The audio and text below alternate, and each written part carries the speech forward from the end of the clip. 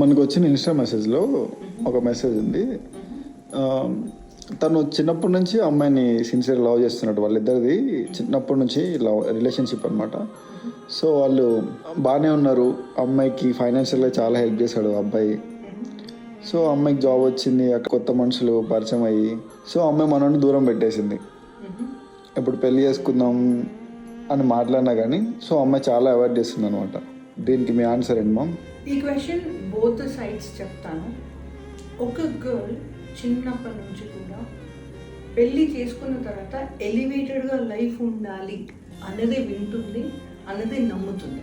Okay, నా ఏ సిచ్యువేషన్లో అయితే చిన్నప్పటి నుంచి ఉందో ఆర్ ఒక ఏజ్ వరకు ఉందో ఆ స్టేజ్ తర్వాత పెళ్ళి అన్న వర్డ్ వస్తుంది. ఆ తర్వాత ఒక మనిషి వస్తాడు, ఆ మనిషితో నేను ఇలా ఉండాలి అన్న ఆలోచన ఉంటుంది. కాబట్టి బై డిఫాల్ట్ అబ్బాయిలు వినండి, బై డిఫాల్ట్ చిన్నప్పటి నుంచి ఉన్న అమ్మాయి ఇంకా మీతోనే లైఫ్ లాంగ్ ఉంటుంది అని ఒకవేళ మీరు కోరిక ఉంటే మీలో ఆ కోరిక నెరవేరడం 10 టైమ్స్కి మేబీ వన్స్ ఆర్ ట్వైజే పాసిబుల్ అవుతుందండి.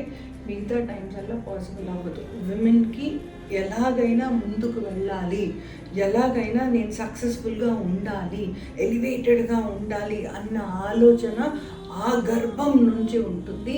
ఆ ఆలోచన ముందు మీ ప్రేమ పనికిరాదు. కాబట్టి it is always dangerous for you to think that your girl will be yours all your life. అలా అని అలాంటి కపుల్ లేరని నేను అనను, ఉన్నారు, కానీ పర్సంటేజ్ చాలా తక్కువ.